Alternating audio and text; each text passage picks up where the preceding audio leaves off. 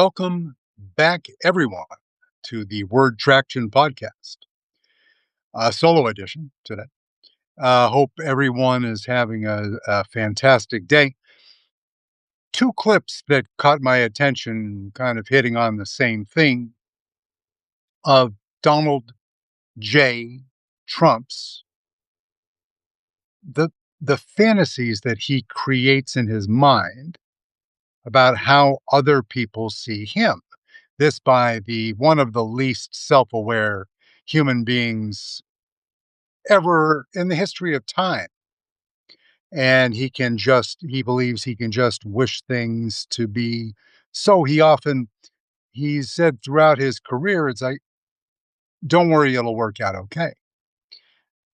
Now, for those that were, those that were employed at various businesses before they filed for Chapter 11. I know I'm over 21. I know that businesses tend to get bought by other people, hopefully more self-aware than Donald Trump, and move on. But he has caused a great deal of pain in his business career for those other than himself. He doesn't give a fuck. And now, in his 2.0 version, he thinks that he is doing swimmingly. He's doing a great job only in his mind. And of course, he's surrounded by people that are only telling him one thing. There's only one direction with his acolytes and cabinet members and Laura Loomer and the little gal that sits next to him and prints things out of printers to prove to him how smart he is. I guess her role, maybe not the official title. But he's a piece of fucking work. This fucking guy. And but I was thinking about the apex predator pyramid, and I always think back to, of course, my one of the great philosophers in world history, of course, is Sonny from A Bronx Tale, and he was telling Colangelo about the difference, how he views his philosophy on life, and whether it's more important to be loved or feared, right? And this is not, it's not respect, but you'll see where I'm going with it. And and of course the Sonny, the dapper gentleman that told the bikers that now you can't leave, which is one of the greatest scenes in all of movie history. Of course, I'm an XY wired dude without a lot of imagination, but that for me was I was not a young man when that came out, but it was very powerful. And have seen, of course, every single mob movie ever written, read every book, or at least listened to it, and watched it. And Sonny's the guy, right? And so it's more important to be feared than loved because fear lasts longer. Who fears Donald Trump? Many should reasonably fear if you were an enlisted member of the armed forces. You have a leader in Donald Trump, commander in chief, buttressed by the wisdom of Pastor Pete Hegseth and others, and Stephen Miller, always running around in the back.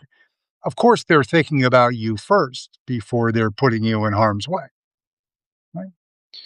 It's got to be, because that's the way leaders lead. That's the way that Ike did it. Right? He cannon fodder. He would just throw people out there because he's having a bad morning, or he's feeling a grievance. So he'll throw more innocent American lives at a problem and just see if it works out okay, like Trump always says. Donald Trump, think about the apex predators in geopolitics. Xi Jinping is always at the top. right? He is a ruthless leader of a true authoritarian regime. We're getting there. Trump is trying to drag us in that direction, and as long as John Thune remains the most handsome coward in Washington D.C., I want to be a little kinder to John today, if only today, because he seems like he's genuinely grieving the loss of Lindsey Graham. I never held Lindsey Graham in tremendously high regard. Earlier in his career, he's just another GOP flunky. Without yes, he served in the Air Force for an extended period of time, but he wasn't a military leader. He was just a punched a ticket. He was not a great thinker, but he loved his people and he loved his state of South Carolina. I have people in South Carolina who I love very much. So a little bit of grace is due. The man just went into a box. And John Thune, again, addressed as he did almost 2 weeks near the date of the Senator Graham's death. John Thune got a little bit choked up, talking about how I hope because we're both men of tremendous faith, then I'm waiting for a time, that this life is not the end. And I hope one day we will laugh again, which is an absolutely delightful sentiment. And I would share it, not in, the depths of my religious beliefs, the doctrinal teachings. Yeah, wrong guy here. But uh, Catholic, non practicing. But at this particular time, with Donald Trump and Graham in the latter part of his career, any distinguished service that he put forward was earlier and was wiped out by the fact that he failed so miserably to stand up for America. And he was just another bootlicker for Donald Trump. He was an apologist for Bibi Netanyahu. The one saving grace for him, of course, was standing up for Ukraine vis-a-vis Russia. So we can give him a half point on that. But apex predators do what predators do, right? They maintain the dominant position. Are we surprised to learn or be reminded that China is rearming Iran with missiles and other sophisticated technology? They're not sponsoring a Palantir membership program, but they're getting China's not quite best equivalent of that geo-positional, the, make the software that allows warfighters to connect the dots. So to pair the data from satellites, AI, real-time battlefield data that comes back. Now, the reason that Iran has that capacity, had it when the war began. In fact, they had that starting in mid 24 is when they took the first delivery from China. And that only continued and it was modernized. They have so they can view our troop formations on the battlefield if it came to that. I don't believe it will, of course. But they also have very good data on the success that they're having with their drones and missiles attacking our bases and killing our service personnel. We all heard about the completely disgraceful uh, Pentagon playing fast and loose with KIAs last week, where we had 18 and they took 4 off the list and said, yeah, well, they were killed in other, because Donald Trump declared half of a ceasefire 2 weeks ago. This is a different conflict, so they don't count anymore, which is an insult to the uniform, an insult to certainly to the parents and spouse and children of those fine young Americans that lost their lives. One of them, I mean, 19 years old.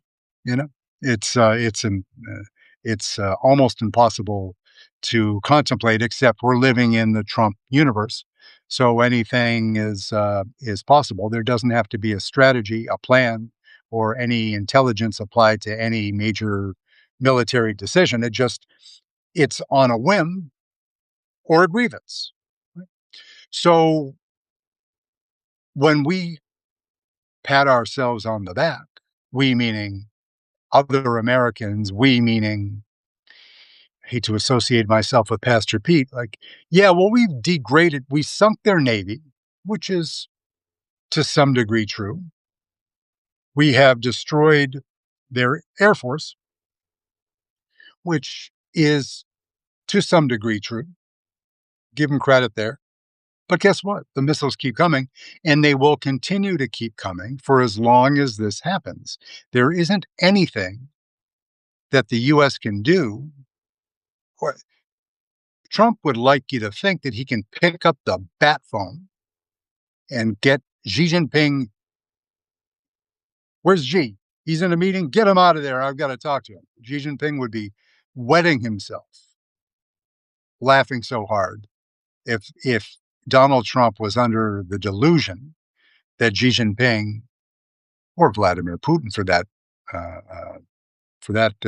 in that instance, is the least bit afraid of Donald Trump. No, they know about the might of the U.S. military. That's beyond dispute.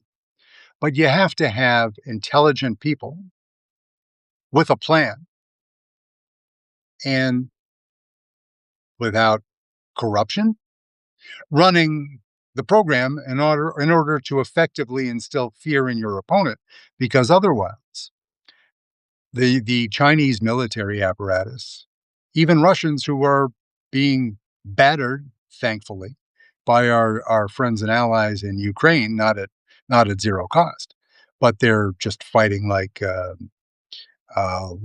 true warriors and innovating on the playing field, meaning innovating hour to hour about targeting data, the effectiveness of jamming, all of the anti-drone capability. At the same time, I'm hopeful that they are. I know that they're clear-eyed about Donald Trump. Are they as clear-eyed as I am about the depth of the relationship between Trump and Vladimir Putin? I say that only because if Ukraine believes that they will be in the good graces of the US and therefore in better graces with their NATO partners,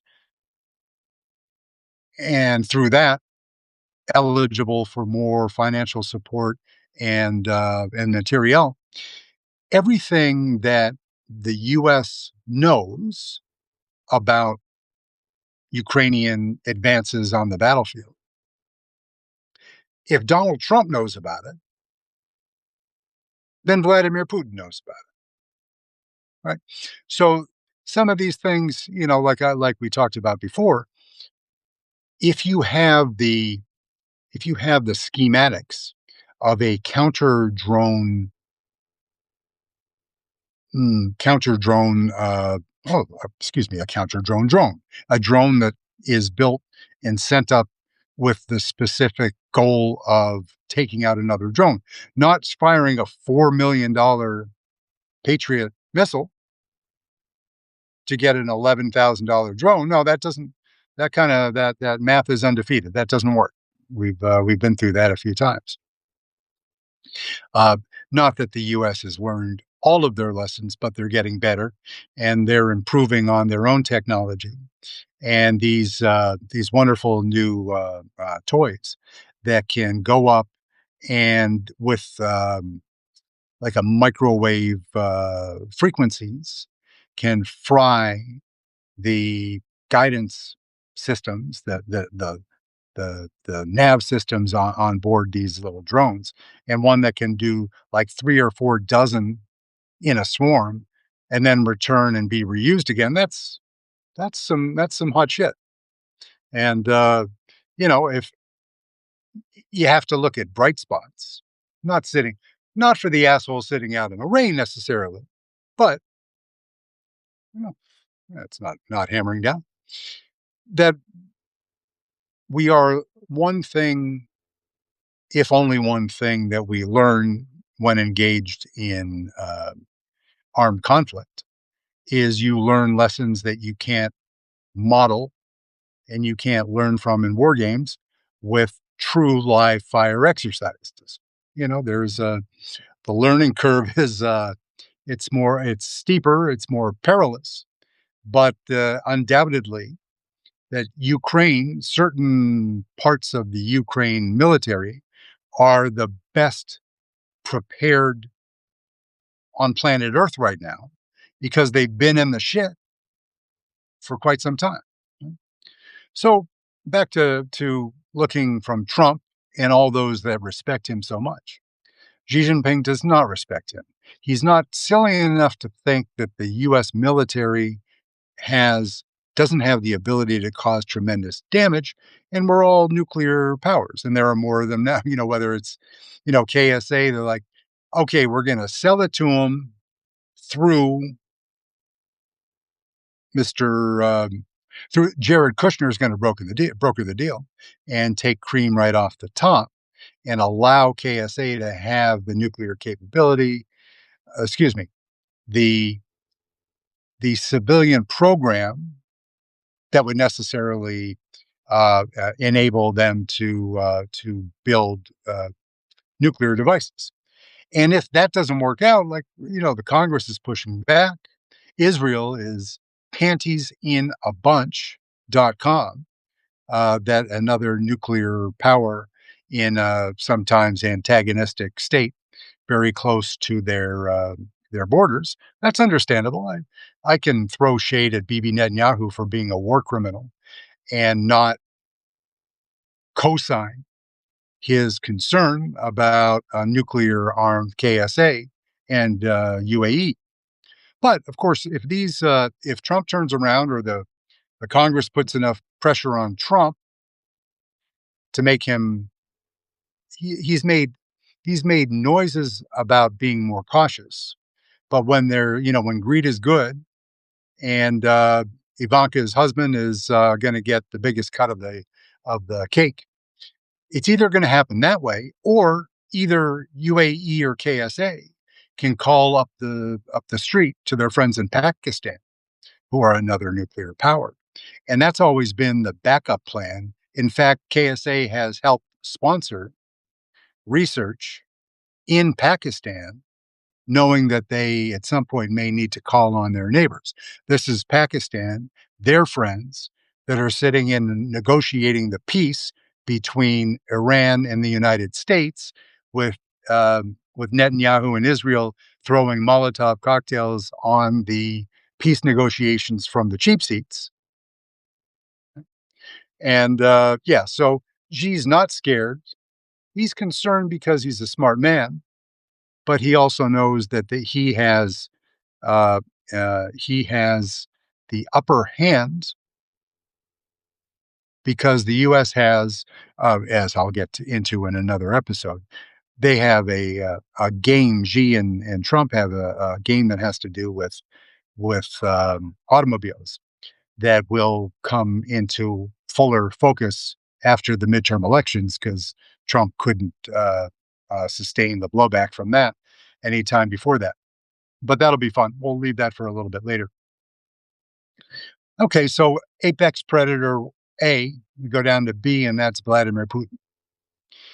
Sure, Russia is damaged from their war with Ukraine, and Ukraine is hitting an ever increasing number of oil depots, boats, and other things expertly and thousands of miles from Kiev, right? That this was at first it's like, oh, the US won't authorize us to hit anything inside Russia. And now, the condom is off on that consideration. And Kiev is ordering strikes in freaking Siberia, so this next generation of drones, because they're always innovating. So they will have attack drone capacity to strike. Well, they will have attack drone capability in Ukraine by the fall or the winter at the latest to reach the United States. Now, I'm not saying that such an attack would not be countermanded by U.S. technology, but it's important to know that as we're racing down by the end of next year, then these drones will be made in any country will be able to strike any other country.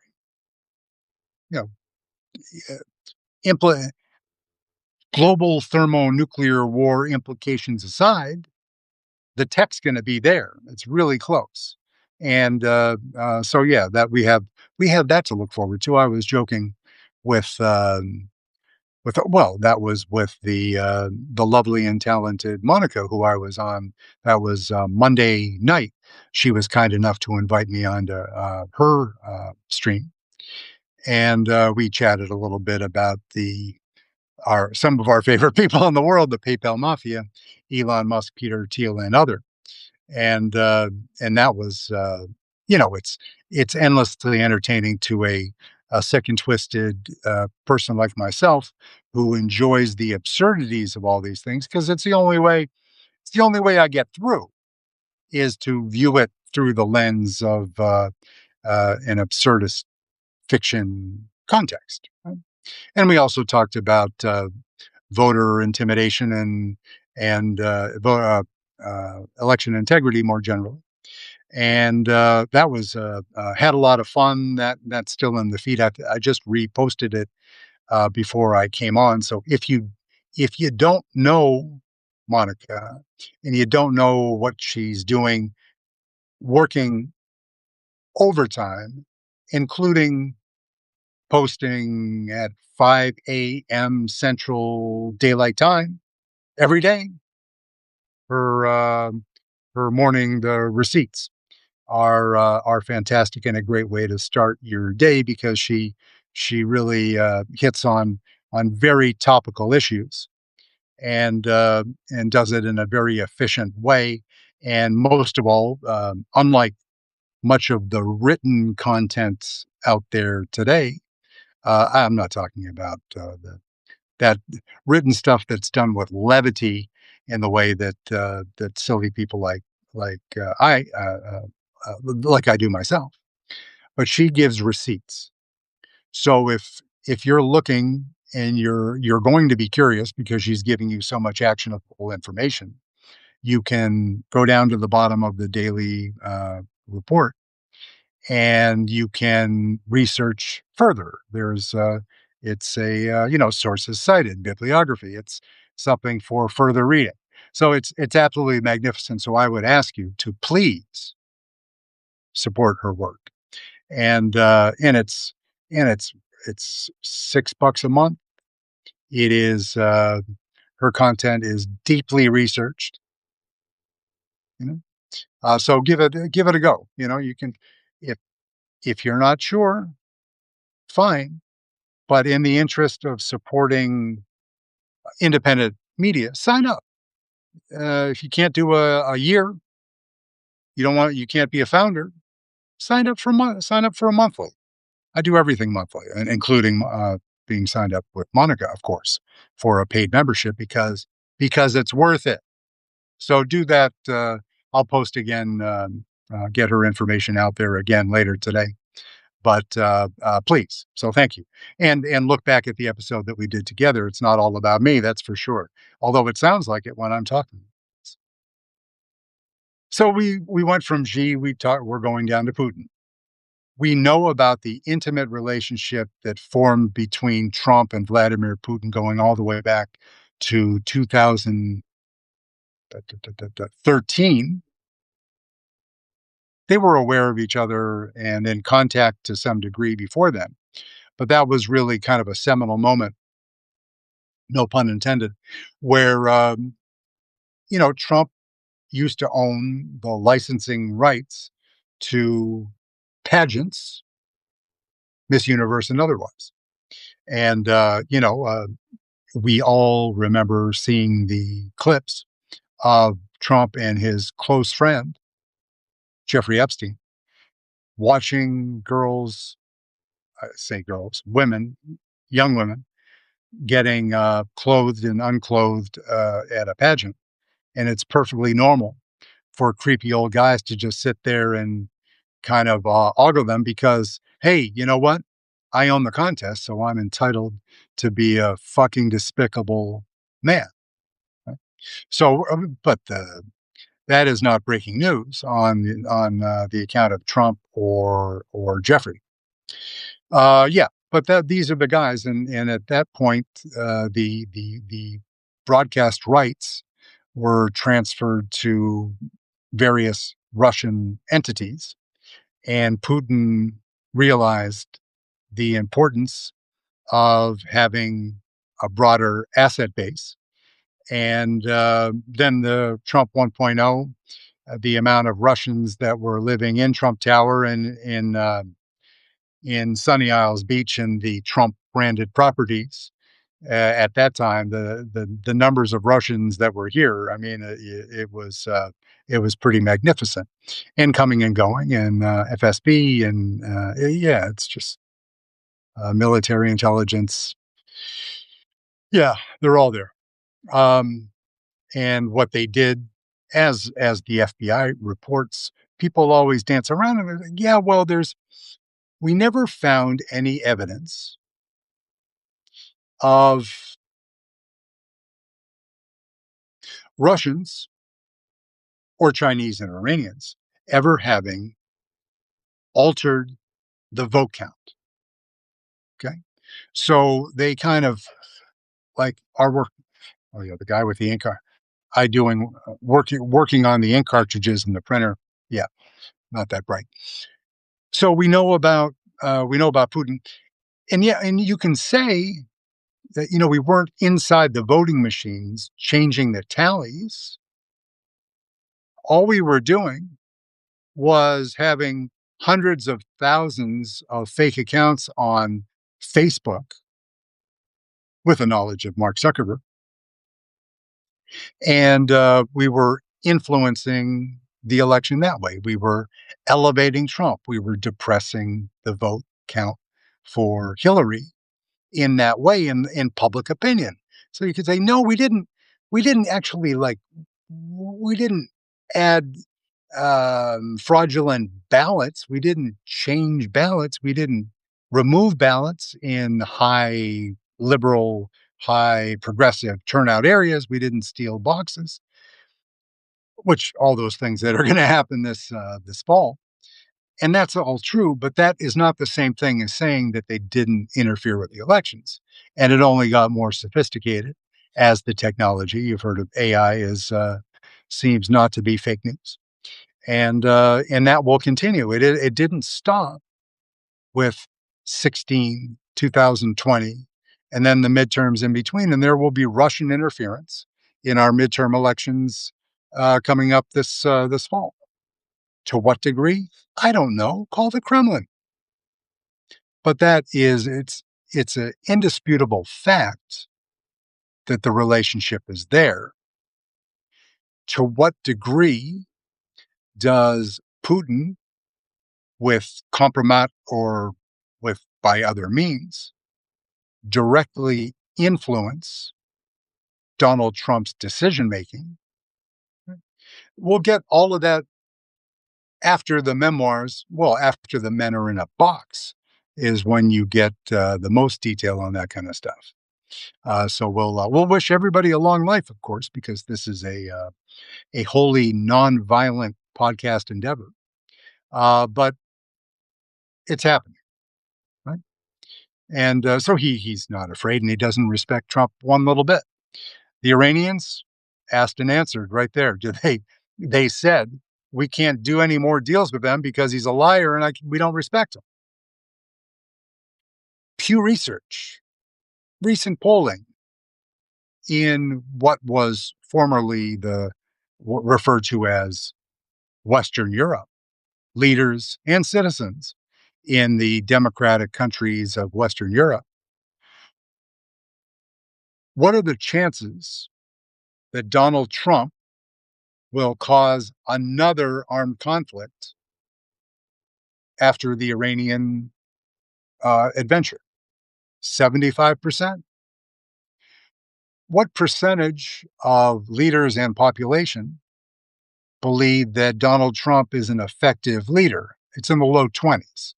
So much, much worse. I mean, think about it though. You're kicking it in Montparnasse. You're living in France, have a good life. You know, you can hear the march of the Nazis in your own country, and so you say "Merci DJT," right? No, you don't. You've been through this before. You've seen this program before. If not, your grandparents have. It's real. It's Marine Le Pen. It's Rally. It's all those things. It's AfD in Germany. You know this is happening, and what are your stalwart American allies doing to stand up for democracy?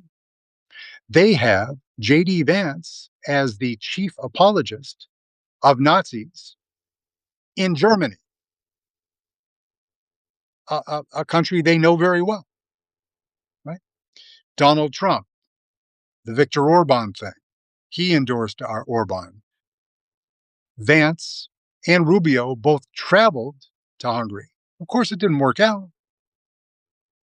And as I've talked about before, the fact that Vladimir Putin didn't win the election in Hungary, did he did he do like pro athletes? Did he smash the glass behind the goal?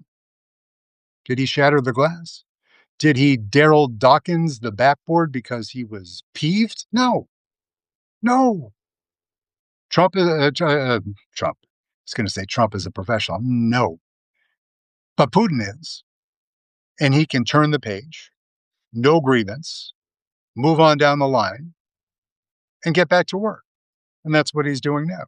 And he has a better opportunity, perhaps, for greater influence than he did with Viktor Orban, even though Orban was, entrenched complete control of military, judiciary, and everything according to Putin's own playbook,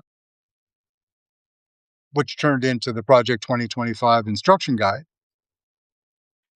But now, what about Putin controlling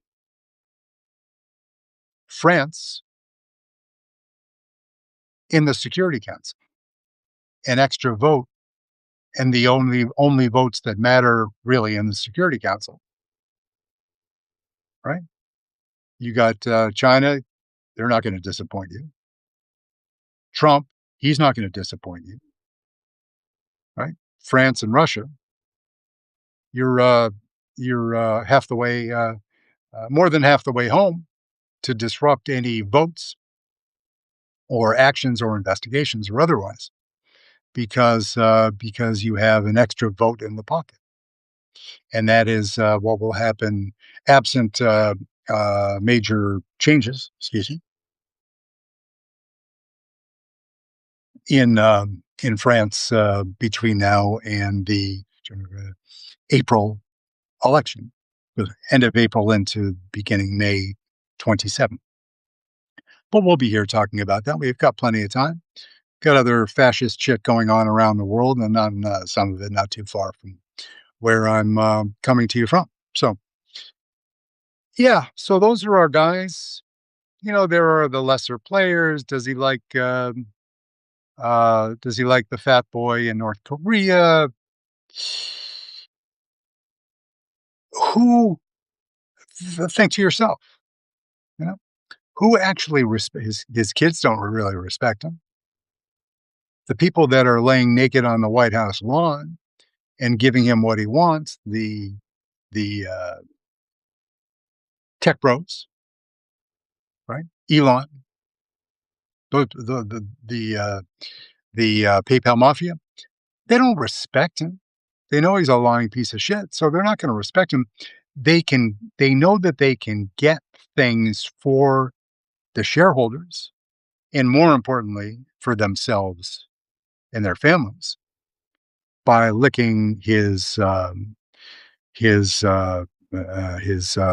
boots, we'll say, his tender parts. So, yeah. In any case, I just hearing that there was a video juxtaposing Xi Jinping and Trump I saw earlier this morning, and then something with Putin that just like either he's delusional, 80-year-old declining fascist authoritarian wannabe, perfectly possible. So he's deluding himself into believing that they respect him, or he just needs to tell himself that story because that's kind of his MO his entire life. I'm at the top. People respect my decisions. I'm a great businessman. So people will follow me. And they voted for him two and a half fucking times as proof. So yeah, we got some serious problems here. And as that was the American president with Michael Douglas. And his speech from the com center or something like that about Bob Rumson, the opponent who was played by Richard Dreyfuss. You know, these are times that call for serious people, Bob. And your 15 minutes are up.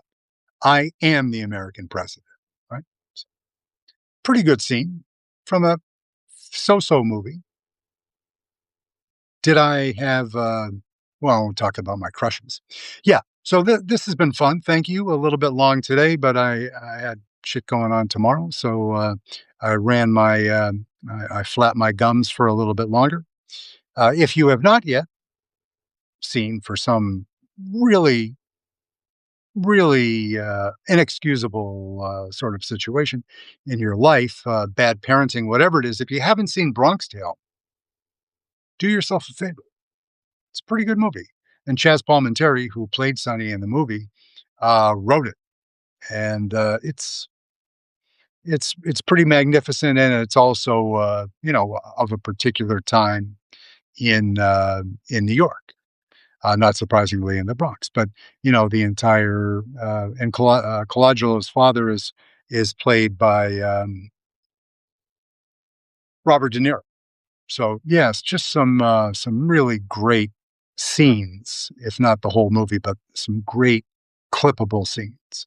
That's what it's all about these days. So thank you. And we'll catch you sometime tomorrow. Whatever it'll be, I'm sure that Trump and Putin will give us something to run our mouth about tomorrow. So thank you. And wishing you a great night. I'm going to try to do this without spilling the Gatorade. And wishing you a beautiful night. Kindly, oh, right. So you are going to. I'm going to say this like a cult leader. Repeat after me. I will follow. I will follow Monica. More than that, I will subscribe to Monica. They do the googly eye thing that turns into the hypnotism with my rain hat on. Say hey, Willie Mays. And so one last push. I will not only follow and subscribe to Monica if I have the means to do so. I will get a premium membership to Monica's feed. annual, founder, or at least do a month. Again, as we everybody has their own financial shit going on. Sign up, sign up for a month, try it for a couple few months. You don't like it, it's used to be a is a free country, used to be a free country, and you can unsubscribe. But I'll bet you it's going to become part of your day, as it has for me, particularly for she gets up very early, and I can cheat because it's an hour later in Boston. Raining. So why is the asshole sitting out in the rain? Because he can. God damn it. So thank you. And subscribe, restack, like, share on another platform. And you're welcome to, paid subscribe is free country, but focus on Monica first because she was the gracious woman that invited me on her podcast. So the least I could do out of respect and admiration for her work is say, do the right thing. Another great movie. Thank you. Have a great day.